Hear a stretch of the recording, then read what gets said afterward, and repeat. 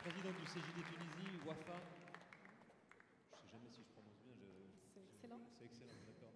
Qui, elle, va nous parler évidemment de son juste combat, mais plutôt du juste combat des Tunisiens avec le printemps arabe. Et on va voir ça, je le dis pour la régie, sur un fond d'image. Donc normalement, il y a des écrans sur la scène. J'espère qu'ils sont également connectés pour que vous puissiez, Wafa, enfin on se tutoie normalement dans la famille du CJD, pour que tu puisses nous dire, lire le texte que tu as préparé. J'espère que ça va venir. C'est le discours voilà, du cœur. Voilà, ça vient.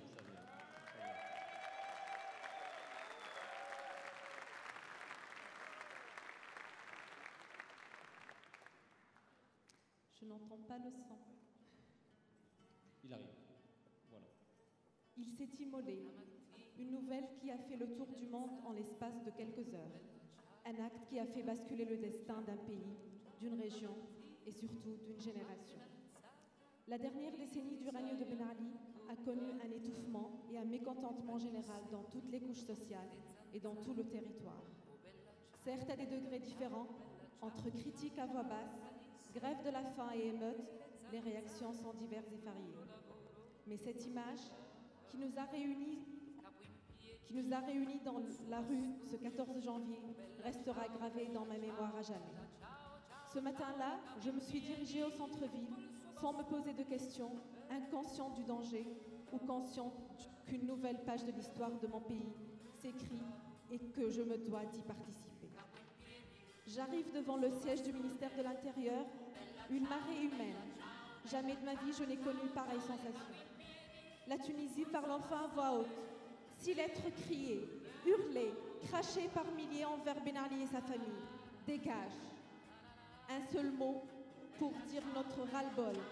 Un seul mot pour dire que nous voulons récupérer notre Tunisie. Un seul mot pour arracher notre droit inné et inaliénable à la vie, à la liberté. Reuters estime 8000 les personnes rassemblées dans le centre de Tunis. Moi, j'ai l'impression qu'on est des millions. Je fais participer ma main à la plus belle des chorégraphies que j'ai jamais vues. Des milliers de mains tendues vers le ciel et d'un geste synchronisé, franc, insoumis, allant de l'arrière vers l'avant, accompagne le mot « dégage ».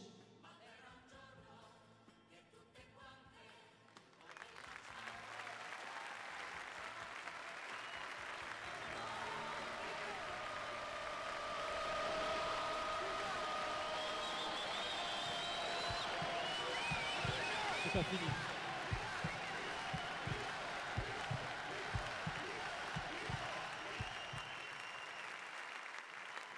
Il est parti. Un faux ou un tox, personne ne peut le dire. Un sentiment de soulagement, de peur de l'inconnu, mais surtout de fierté. إذا الشعب يوما أراد الحياة فلا بد أن يستجيب القدر. Quand le peuple décide de s'affranchir, le destin ne peut qu'y répandre. Notre hymne national prend tout son sens à cet instant. Dehors, c'est le chaos, des pillages, des tirs, des comités de quartier qui s'organisent, des voisins qui font connaissance. On se partage nos expériences, nos sentiments, notre étonnement, notre fierté. Les événements se sont accélérés par le retour des exilés, des enfants maudits de l'ère de Ben Ali. Tout le monde veut participer et donner son avis. On est passé de 11 millions d'analystes sportifs à 11 millions d'analystes politiques. Une explosion de partis et d'associations ont vu le jour. C'est la frénésie de la parole. De l'autre côté, les revendications continuent. Les meetings, les grèves, la dégage-mania est présente partout. Une chasse à la sorcière est déclarée.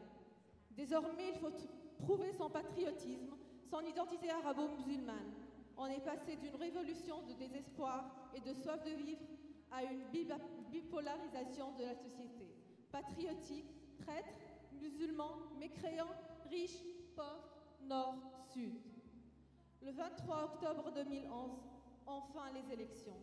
C'est la première fois que je vote. La démocratie. C'est la première fois depuis le 14 janvier qu'on fête notre révolution. Par un soleil de plomb, jeunes et moins jeunes se tiennent dans les files interminables pour accomplir leur devoir de citoyen dans le calme et la joie. Les résultats nous annoncent la victoire du parti religieux. Mes amis étrangers m'appellent pour connaître la situation de mon pays. Même si aujourd'hui nos acquis semblent menacés, ils ne pourront être changés. Car pour notre prochain combat, on s'est engagé à léguer à nos enfants une terre d'accueil, de tolérance et d'équité.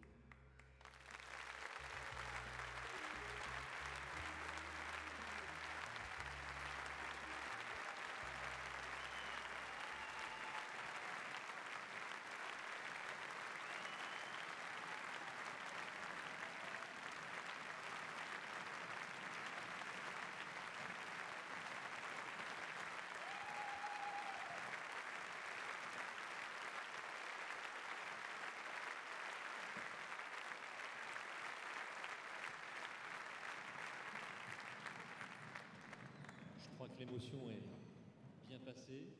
Ça va? Très bien, merci. Sûr? Merci. Maintenant, on a bien compris, un nouveau parti est arrivé à la tête du pouvoir. Comment ça se passe?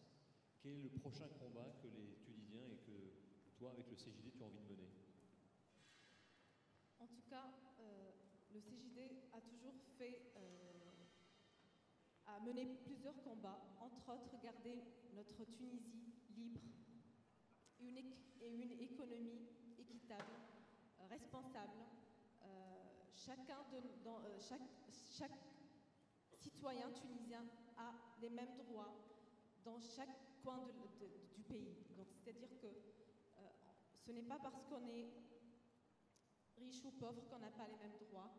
On est là pour travailler notre pays et on a l'obligation de garder notre historique qui est connu par tous les présents ici. À chaque fois qu'ils sont venus, ils sont très contents d'être en Tunisie.